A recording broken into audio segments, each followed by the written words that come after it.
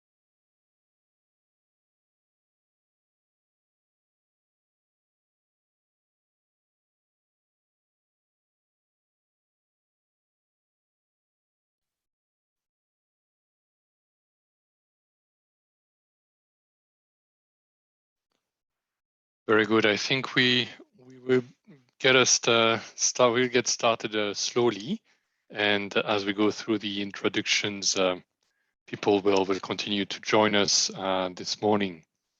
So let me wish everybody a good morning, or maybe a good afternoon or good evening, depending on where you're connecting today. From DC, from Africa, from Korea. It's very good to welcome you to this webinar. My name is Brice Kennel.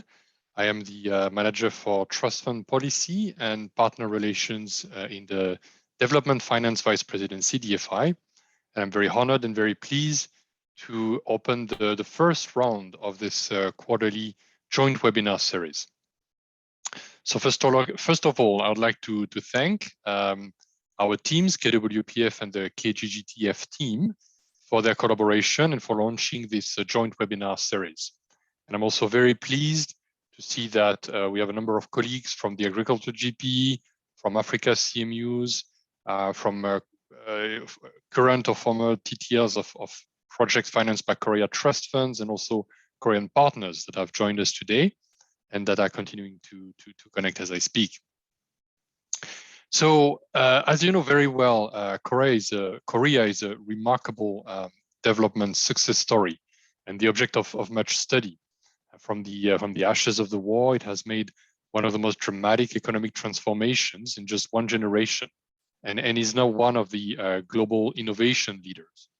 And among the government of Korea's recent global initiatives, the two World Bank Trust Funds, the KWPF, Korea World Bank Partnership Facility, and the KGGTF are at the forefront in supporting the bank's efforts to share development knowledge and innovation.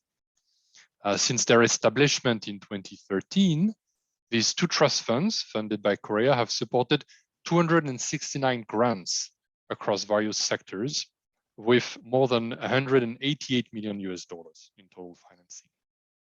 And next year will mark the 10th anniversary for both trust funds.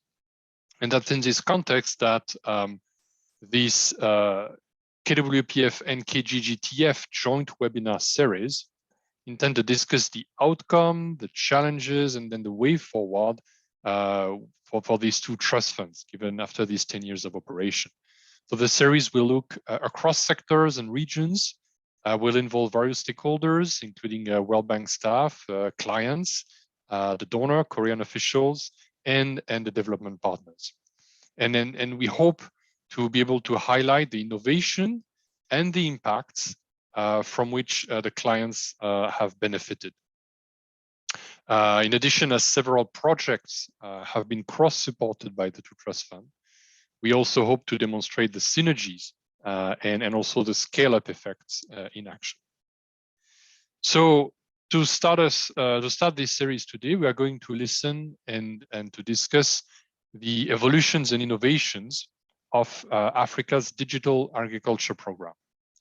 We are proud that these two trust funds have played an instrumental role from the early concept stage of the program, and are now even supporting the scale-up to build a real ecosystem.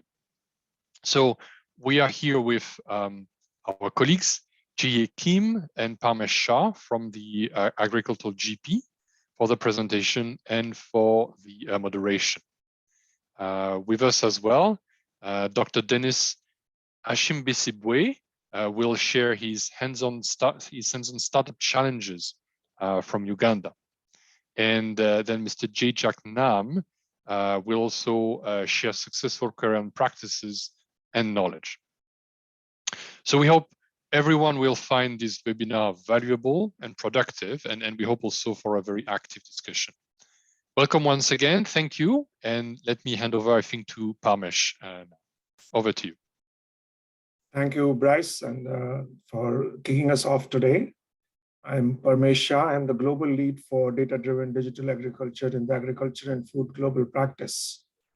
And we are very fortunate to have the Korean partnership for a long time to initiate these programs and to participate in the scaling up of this program in Africa, particularly because Africa is at the cusp of the digital revolution in agriculture.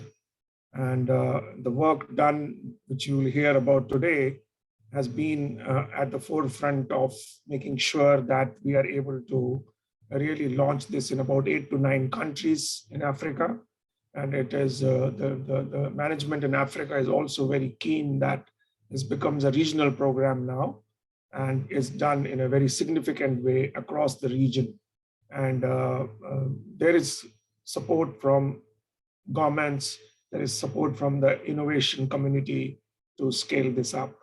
And I think it'll be good to just share the lessons of what's happened in the last 3 or 4 years on this topic today. So without further ado, because our colleagues in Korea are late night today, so we would like to do this in time. So I would request everyone to really stick to the time there. So we kick off with G.I. Kim, who will talk about the evolution of this program in Africa and also talk about what's happening overall in the Africa region, and then talk about some of the things which are happening there. Gia, you have 20 minutes, and then we will shift to the experiences in Uganda and 10 minutes. And then we have Precision Agriculture Laboratory Head from Korea, who will talk about what's happening in precision agriculture field in Korea.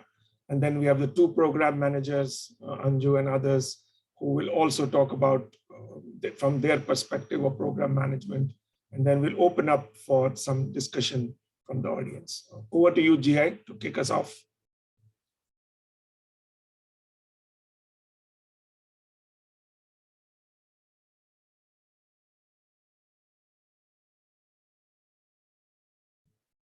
We can't hear you.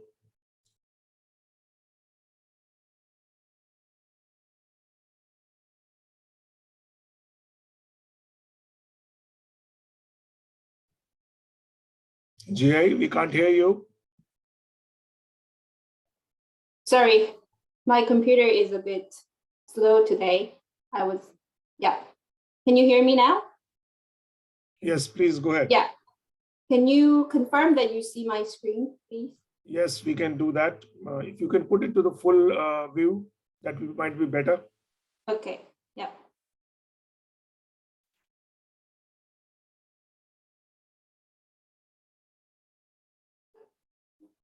Is this showing now? Ahead. Go ahead. Yeah. So thank you so much, everyone. It's an honor to be the first guest speaker of this joint webinar series. It's such a wonderful initiative. I'm really glad that KWPF and KGGTF is hosting this webinar series for the test teams and then also World Bank and our partners. And I look forward to participating in the future webinar as well. So without further ado, let me just introduce what would be how I organize my presentation today. So it will be in 3 parts. First, I will introduce basically the evolution of Disruptive Agricultural Technology program in the Africa region, highlighting some achievements and pilots in Kenya and Uganda. And secondly, I will introduce briefly the joint Korea-Africa Disruptive Agri-Tech study. And I will conclude my presentation by sharing our thoughts on how to expand our partnership with Korea for the DAT program.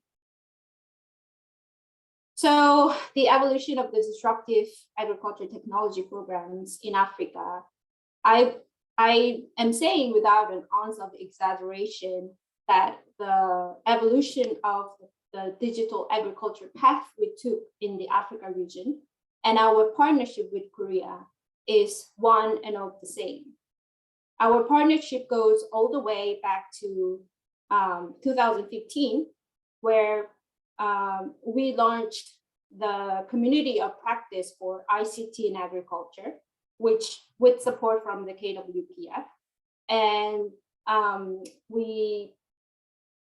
the KWPF supported some foundational studies and internal reviews as we were launching the COP. So these are the agriculture, ICT in agriculture sourcebook, which within the development community of digital agriculture is referred to as even a Bible, which was a truly a huge success. And at the demand from the development community, we republished again with an updated digital technologies and tools in 2017.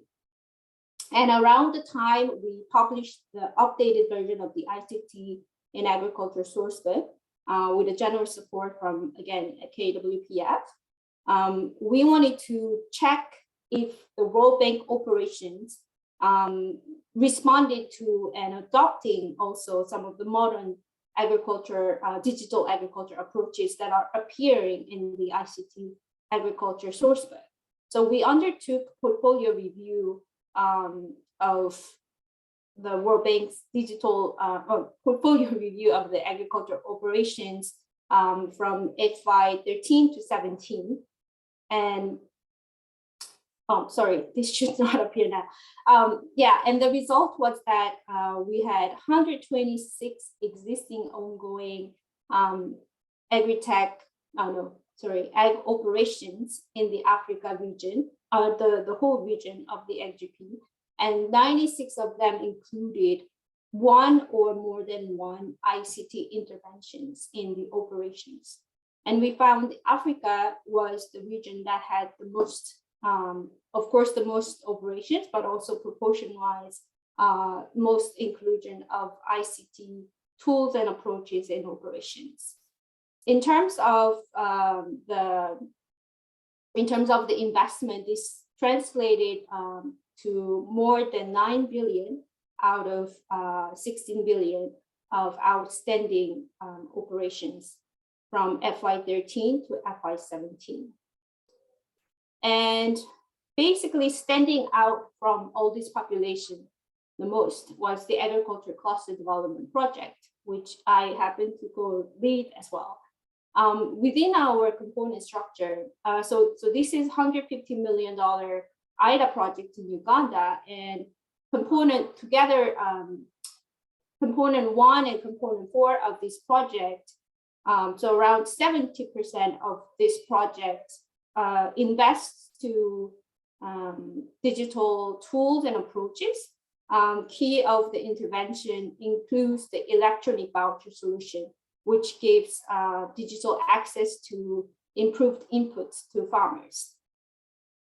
And as we were designing this project, ACDP, our clients in Uganda and our project team felt the need to study and customize electronic voucher system to respond better to the demands of the Ugandan farmers. So with KWPF support, we hosted the first ICT for agriculture hackathon in Uganda by inviting advisors from Korea, programmers and developers, also as judge and panel. And we also invited farmers who will become beneficiaries of the ACDP to get their feedback in the iterative process of hackathon. So, but around this time, when we hosted the hackathon, which was also a huge success in Uganda, where we could identify local youth who are both farmers and developers sometimes, we were just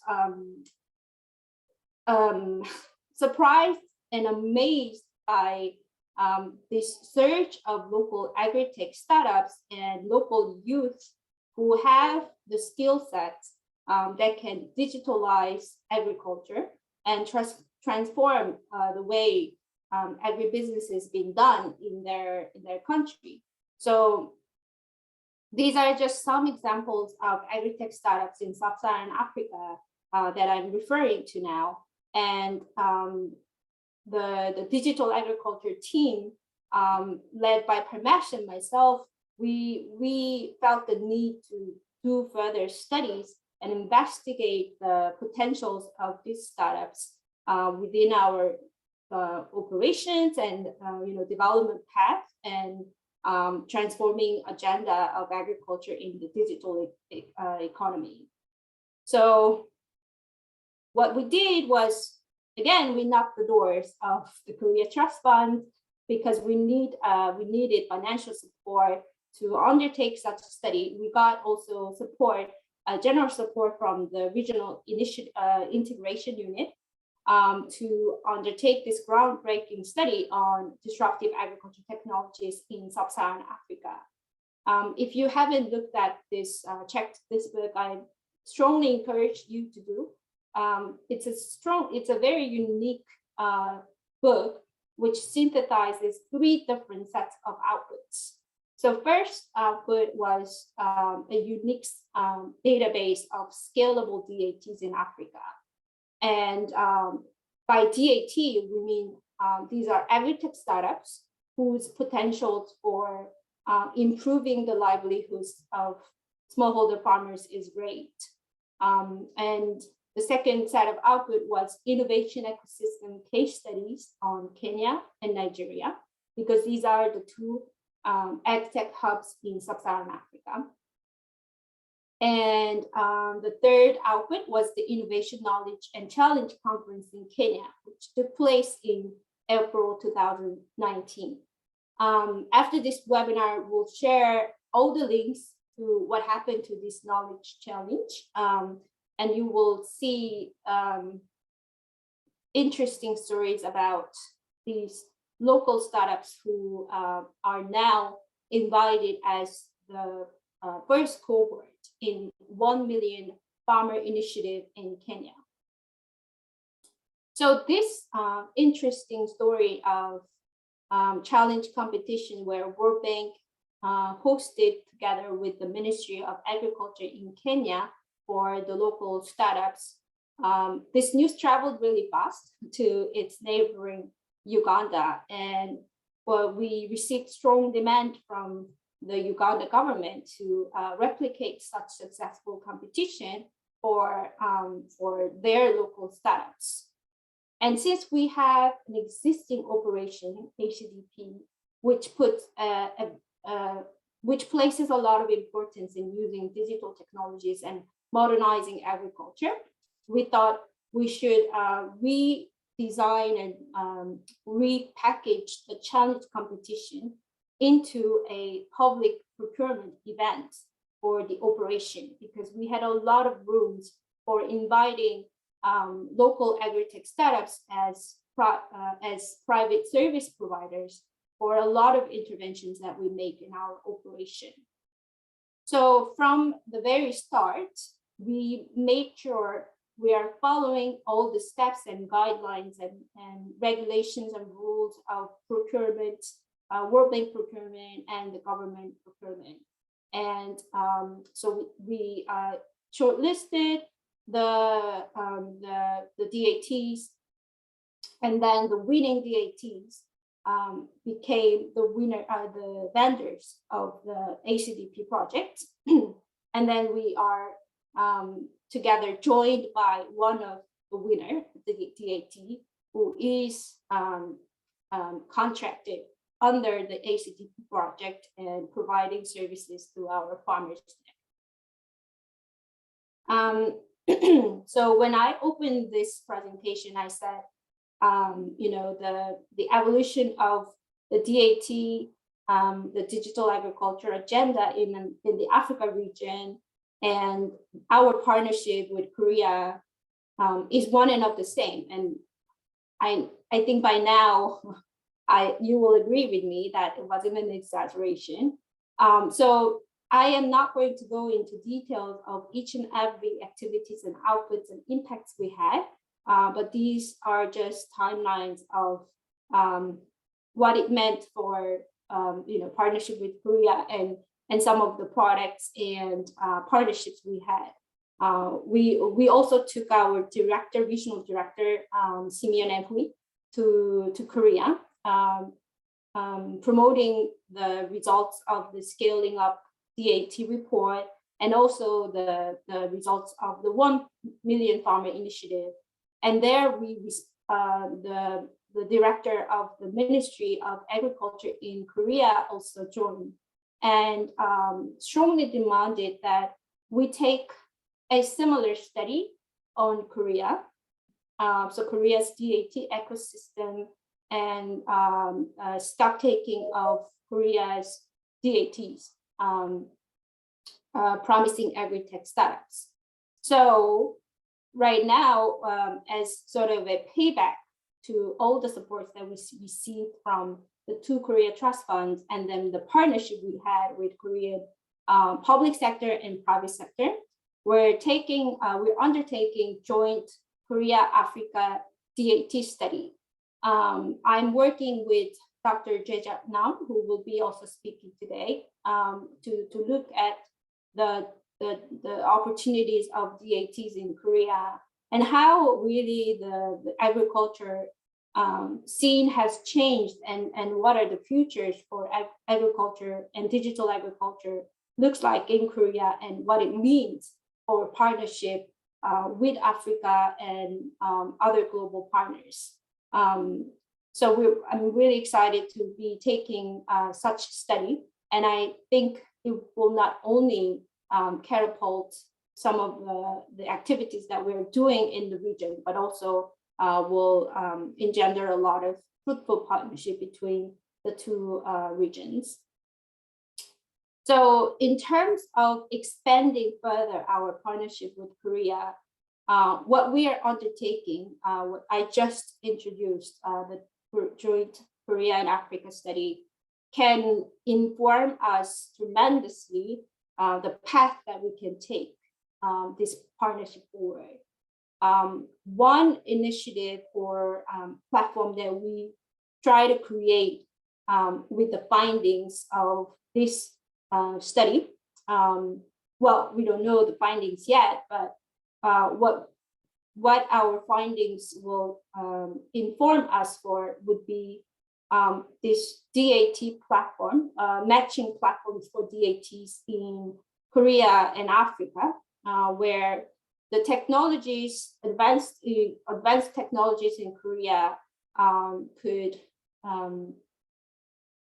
accelerate some of the business models of African startups, and maybe vice versa, because for Korean DATs, their expansion and their scale will also come by expanding their market beyond Korea.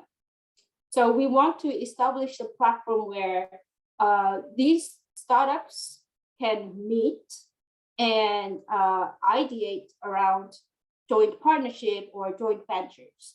And through IFC and other external funding facilities, and even through the World Bank operations in Africa region, we fund such matchings and joint ventures of DATs and establish a link between these 2 regions, taking forward the agenda of digital agriculture. So I look forward to more funding and more support and more years of strong partnership between our GP, our region, and the two secretariats, and most of all, also Korean partners who have been extremely important contributor to the digital agriculture agenda in our GP and region. Thank you so much. Thank you very much, GI, for also sticking to time and really giving an overview of what's happening in the Kenya-Korea ecosystem. So I think what is very interesting, since we started this work jointly with Korean Partnership, there are almost like 165 startups across the bank programs in many regions. So it started with Africa, but it's gone to many regions. And we have many startups now working with bank operations. And I think the proof of concept was shown by the partnership we had with the two Korea programs there. So I think you have made a bigger contribution than just the projects itself. The system impact that the World Bank projects can work with startups itself is a very big kind of a contribution now.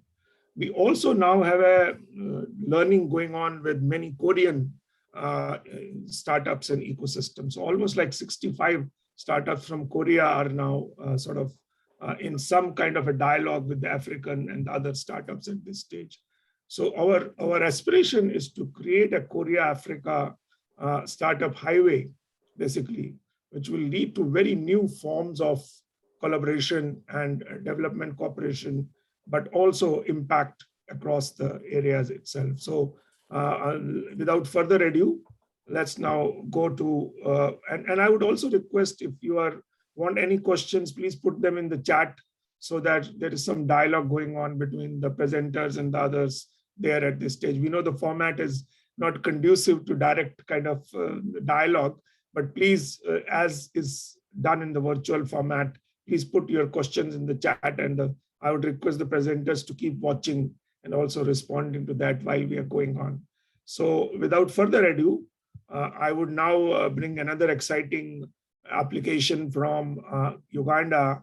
I am Bisibwe Dennis, founder of Jaba Soil Laboratories, who has been trying to develop a digital soil fertility data application for fertilizer application by farmers in Uganda. Over to you, Dennis.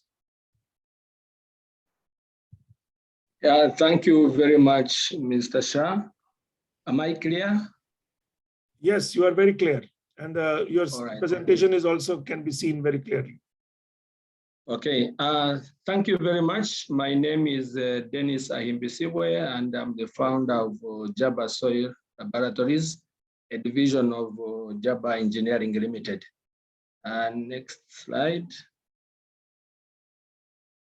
Yeah, so basically we have 5 things to talk about. That is the picture of our team at Jaba Soil Labs when we are receiving our ISO 9001 certification in 2019. I'll talk about our milestones in the foundation of Jaba Soil Labs, and then the DAT challenge that happened in Uganda in November 2019.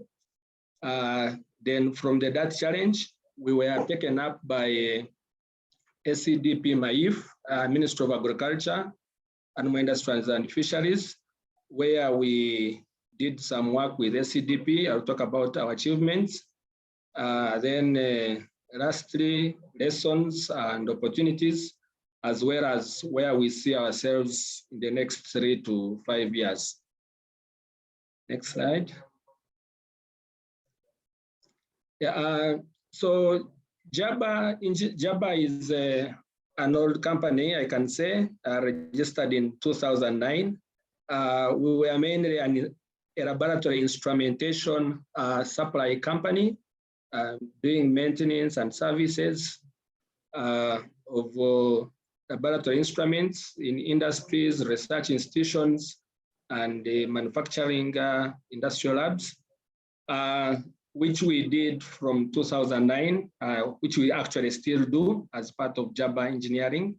But then in 2012, one of our other milestones was we had a training sponsored by Koika, because we are in laboratory equipment at CRIS. And at that time, that's when I really developed the idea that we need to own our destiny. We need to get problems, identify local problems and solve them using the experiences that we had gained in the past. So I put it as a milestone because the sense of that ownership for me to be able to keep churning out one solution after the other really started then. So in 2014, through our laboratory equipment supply, we partnered with Parintest in the UK, around which our main technology for the soil labs was born. Parintest produces environmental testing equipment for both water, wastewater, drinking water, processed water, as well as soil testing equipment. So at that time in 2014, we were actually selling the equipment. We are trying to sell the equipment to research laboratories and other agricultural companies. But in 2016, I decided to actually start Jaba Soil Laboratories on our own. We brought in the equipment and we started testing soils so that we could actually give crop-specific nutrient addition fertilizers, because around the country we have been using, at that time we were using generic fertilizers. They tell you this crop, apply this. But from my experience, I knew this couldn't be true because soil, maybe the growing medium are different. So you need something different for each crop. And in 2017, we got a grant from ABI Trust of around $200,000. This was a two-year grant. So we're able to set up 3 laboratories in different regions of the country. We were able to actually set up demonstration gardens with different farmers to show that by applying different types of nutrients and different quantities, you could actually get different yields. And that's how in 2019, we got that challenge, from which we have been able to scale up to 7,200 farmers. Next slide. So in the DAT Innovation Challenge, which took place on 19th November 2019, the challenge area where we actually came out as runners-up was the advisory and information for agricultural productivity. And we are looking at specifically at soil fertility productivity information. So we read the advert in the newspapers, in the local newspapers, and the expression of interest was done online through an app. We were lucky. After seeing the advert in the papers, we consulted the people at MAIF, whom we had met in different fora, and they told us, yeah, we could actually come in. We felt we had the right solutions for this. So on 15th November, we had a boot camp where they told us about the actual challenges of the project, the SCD project, which it was facing. And we knew from our experience in the field that the solution we actually had was good enough. So in the DAT challenge held at Speak Resort in Munyonyo on 19th November, we participated and were able to come up as the first runners up in our category. So we had a proof of concept workshop where we actually tailored proposed our solutions to the SCDP program. And we had comments from the SCDP team. So as you know, the government takes some time. So we took some time to develop the terms of reference for the assignment. And we finally were able to sign the contract, to do the Dennis, you have only 4 minutes now. I'm sorry, because you'll have to rush the presentation a little bit. Okay, so our contract period ends at the end of this month. Let me go to the next one. Next slide, please. Yeah, so basically those are the outputs we have delivered. We've developed a farmer garden profiling tool where we pick details of the farmer, the details of the garden, how it looks like, the soil and land management practices that are on the garden. So we have collected garden profiles of 7,200 farmers, and we are doing soil testing reports for all of these farmers. We supplied 12 soil testing kits to the district staff for them to be able to sustain the soil testing after this. And we are producing crop-specific fertilization plans with the types of nutrients and the quantities required, as well as nutrient distribution statistics for each of the 12 clusters. That is a photo of our lab, the one we have in Kampala here. Next slide, we have 2 slides to go. Yeah, so our achievements and lessons are basically in four sectors. One is we are increasing access to soil fertility information. So the agriculture extension advisors rely on real information. And then we have also been able to set up an infrastructure in the field, in the districts where there are people who actually pick these samples and are able to explain the soil test reports. We have increased the profitable farming and reduced the risks of crop failure. We are looking at having sustainable climate smart agriculture, because by applying the right type and quantity, the same piece of land can be used over time, as well as for research and development applications, because the data we have can be used to find out like the effect of the good agricultural practices and inputs, as well as technology on the nutrient status. Next slide. So our main focus areas currently is the soil nutrient status information, where we actually are able to get what are the current nutrients in the soil. And then on the backward linkage, we look at the inputs, so that this is, once people know that their soils are lacking nutrients, they should be able to adopt the use of optimum fertilizers, the right type and quantity. And then on the forward side, we should be able to maximize the yield. Then we should also be able to have traceable quality, because we know that there are issues of the market demanding that where the food is coming from is actually known. And lastly, next slide. Sorry. Yeah, so we are moving from complete soil fertility status information to integrated farm productivity solutions, including being able to give people inputs and being able to give them the right type of advisory services. And then in future, we hope to have precision agriculture that is traceable, that will produce traceable food and produce for the market. Thank you very much. Thanks a lot, Dennis, for sharing your exciting journey. And it clearly shows that if soil data gets digitized and data gets analyzed in a fast manner, then I think the advisory services to farmers and precision agriculture can lead to significant increases in productivity and increased income for smallholders in Africa. And I think this clearly shows.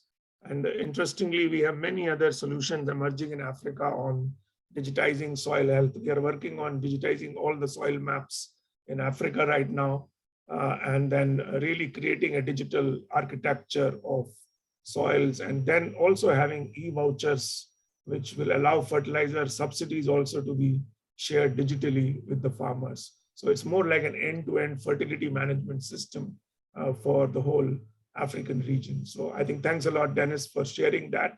And that brings us to the final presentation from our colleague from Korea, Jae-Jaek Nam, who heads the Korea Precision Agriculture Research Institute. and he's talking about agriculture for family farming in Korea. So number of us, GI, me, and a lot of bank staff, many bank staff, we were in Korea for 2 weeks, and we went and saw what was happening on digital agriculture and family farms in Korea. And we were very impressed with the way the farming was becoming precision and smart. And so over to you, Jaijek Nam, for next 10 minutes to share the experiences of Korea.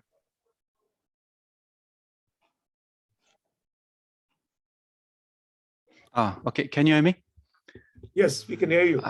Okay, thank you. My name is Jang Nam. I'm a researcher. The main research area is agricultural development strategy. First, I'd like to thank you for inviting me to this webinar. And I'm talking about the digital agriculture in Korea and adding some short history about it. As you know, Korea is a very small country, and the farm size for each household is small as well. The average farm size is just over 1 hectare. It's not much difference from the other developing countries. And 70% of farm household has less than about $8,000 from agricultural product. It is just 30% of total farm household income. This challenge we are facing, Korea, you know, the Korean fertility rate is 0.84, the lowest in the world. The agricultural population has declined sharply, but it is still 4%, which is higher than that of developed countries. It is around 1%, maximum around 2%. The problem is that the aging, especially in rural and agricultural sector, the population over 65 years old is already over 50% in the agricultural sector. The average age of farm owners is 67, and only 1% of farmers under 40. So we failed generation change in rural and agricultural sector. So other things to be noted are the proportion of the horticulture and the livestock farming for income generation. This is the result of the government policy. We call it income first. Because of that, food self-sufficiency is about 20%, and Korea is quite vulnerable to the food crisis in global scale. And the area of greenhouse is the second largest in the world, you know, larger than Spain. So we introduced from 1990s, Dutch's advanced greenhouse control technologies, and developed our own automation technology for control these greenhouses. For this reason, smart agriculture means automation of greenhouse for a long time. But things changed in October 2016. Maybe I'm not sure you remember this event. Just one event changed everything in Korea. At that time, the best professional, you know, the Go in Korean, we said Badu, Go player, Lee Sedol, lost his game to Google AI AlphaGo. He luckily just one game out of 5. The day he won on the first game was recorded as the last day that a man defeated AI in Go. This is quite a tremendous shock for Koreans. We never expected to lose the game against AI in Go. So after that, most of Koreans understand how important AI and big data are. So, as you know, Korea has very sophisticated soil information systems. Now, farmers can analyze their soil at the extension center for each local area and get a prescription for fertilizer uses for without no expense. Now we are trying to share this experience with other developing countries. And also we are trying to provide very precise agricultural meteorological information. Because Korea has a mountainous terrain, it has a different weather even in a very narrow regions. Also, we are trying to provide high precise weather information. This is quite useful in the fruit growing region. Due to the climate change, farmers in the mountainous region experience more frost in the spring season. this system is able to send some alert for farmers. So when farmers get some alert from the system, they can activate the anti-frost fan or anti-shading screen, such like that. About greenhouse, as I mentioned before, greenhouse control technology also advanced significantly for a long time. AI and big data technology are combined of it, and several startups such as FarmAid, Green Labs, and Ensing are growing rapidly in this region, in this sector. So we can say we produce the best strawberry in the world, but it is also expensive. Just one piece of strawberries, it costs about $20 or more, just one piece. Sometimes. About in cattle and dairy farm, inner stomach sensor is widely used in combination with the livestock healthcare solution. And this technology is improving cattle productivity by 30% or more. In the livestock sector, many startups have entered this field. We said horticultural sector was led by the government and followed by the startup company, but in the livestock sector, startup took the lead because the livestock farm was large enough to pay the cost for the service. But it is a different situation in the general field, where the most farmers are. The government R&D investment was big enough, but it was difficult for startups to participate in business in this sector. Small farmers, could not afford to pay the cost, and the cost performance was low and very poor. I think only high value added crops such as medicinal herb and ginseng would have some feasibility in the future. So we are looking for another approach, because small-sized farmer, they need a digital agriculture support as well. To make that possible, the service must be profitable. But how? Yeah. So we think how to provide a smart technology service for individual farm. But it is not profitable at all. So we are considering a different approach. For example, in case of drone spraying service for pest control in rice field, a local agricultural cooperatives hired a company to provide a drone spraying service for their members, all members at the same time. In fact, this kind of approach is quite successful. So about 50% of rice field at the moment are covered by this service, and it is expected to be more in coming years. So this is the traditional technology transfer scheme, R&D extension and farmers. But now we are trying to incorporate it here, the private company, to provide some other service, the digital technology service for farmers. This is a very sophisticated story. Korean agriculture sector also is facing the market-driven digital evolution.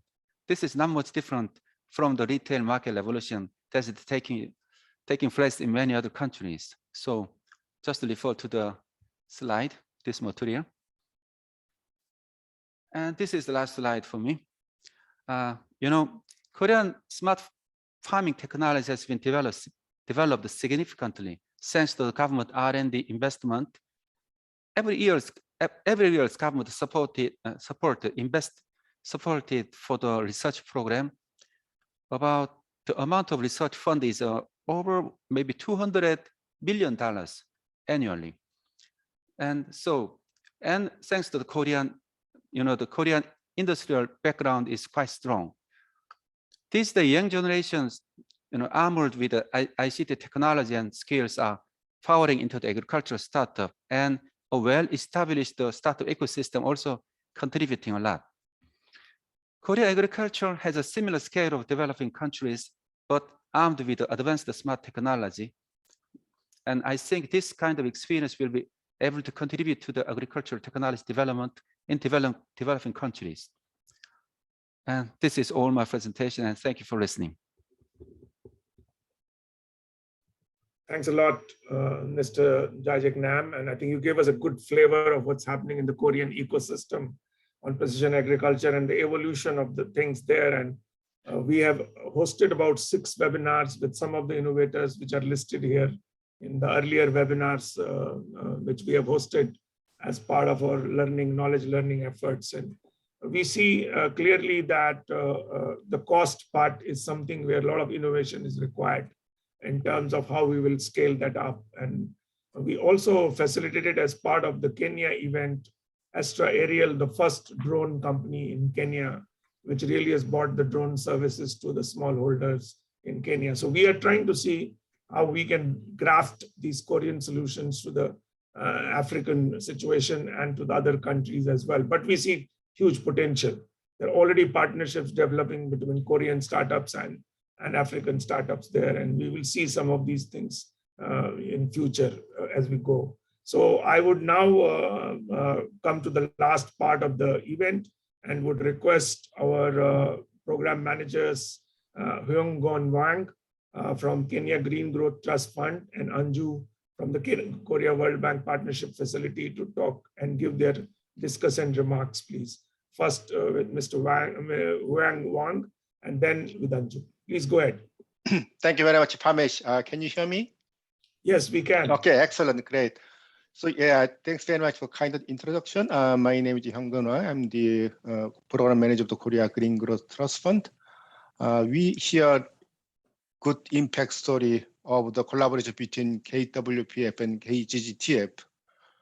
KGGTF, Korea Green Growth Trust Fund, is collaborating closely with KWPF, Korea World Bank Partnership Facilities, to enhance synergies and also the develop impact to our World Bank client countries, also building partnerships.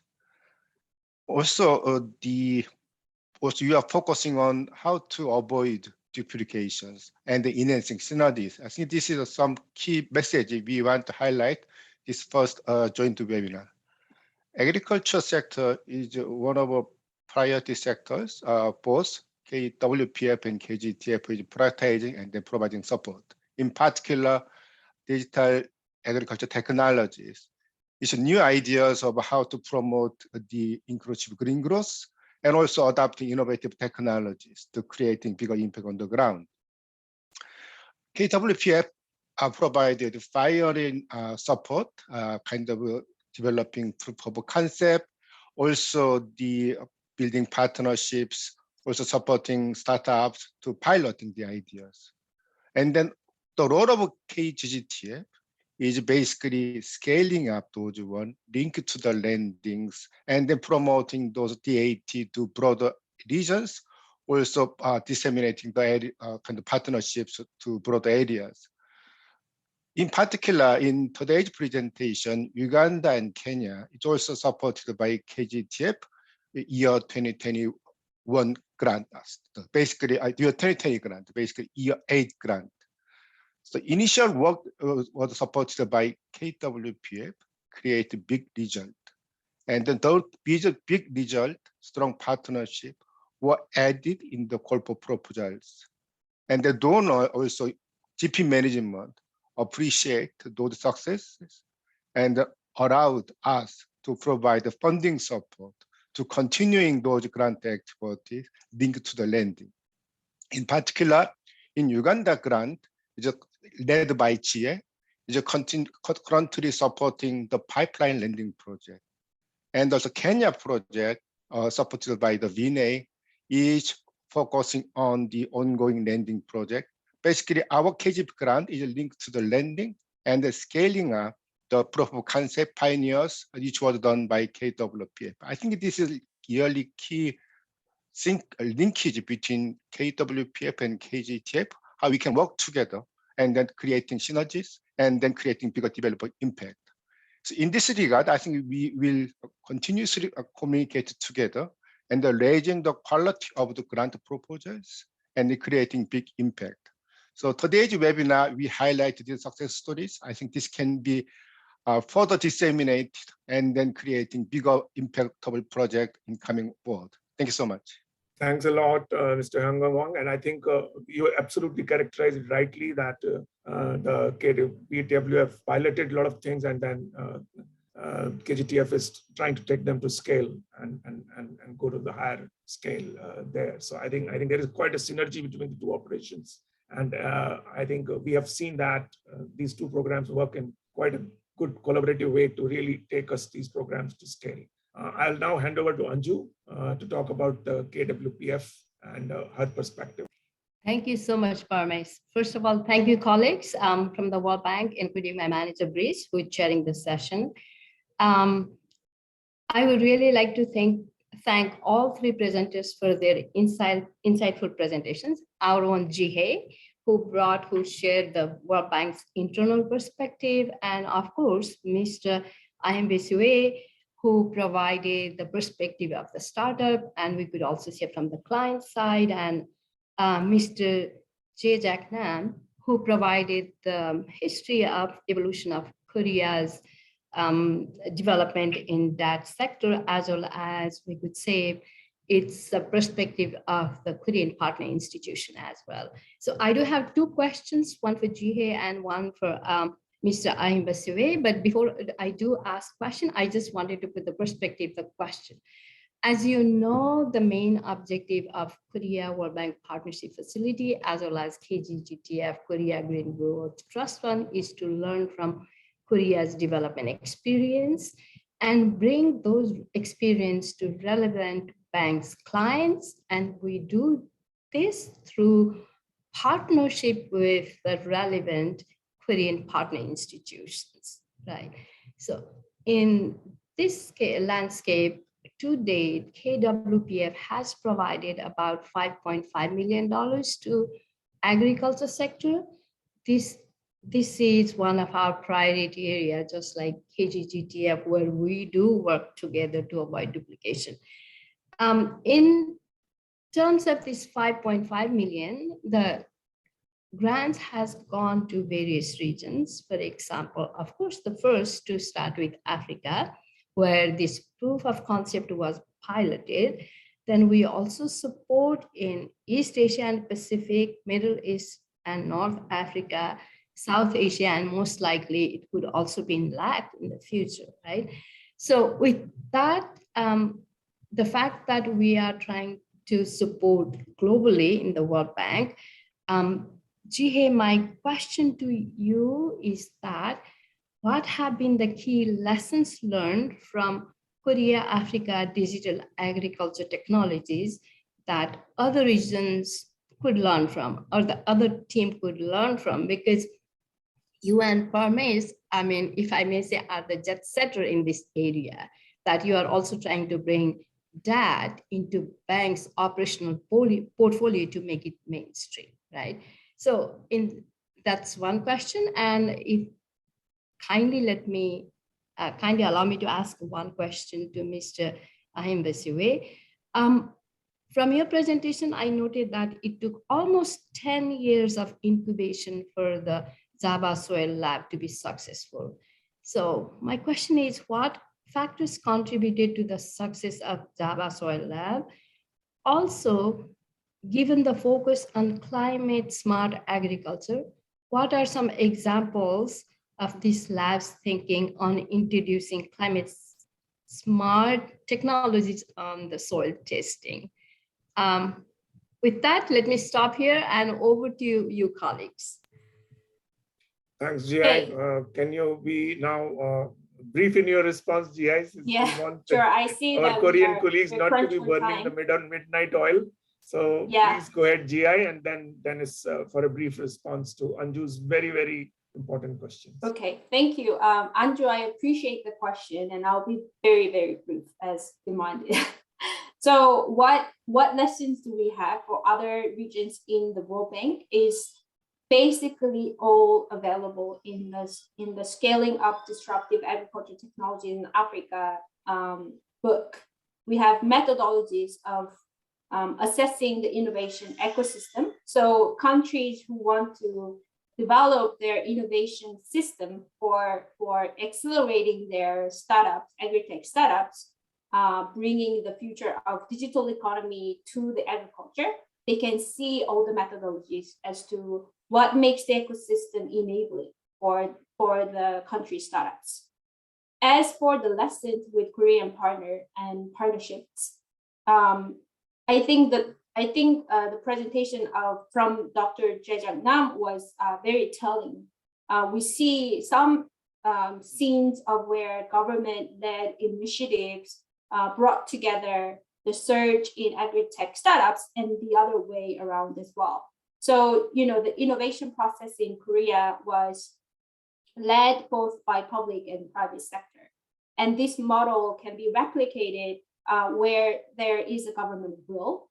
And our role, I think, is facilitating such technologies and then government initiatives that already are generating some lessons in terms of what worked and what doesn't.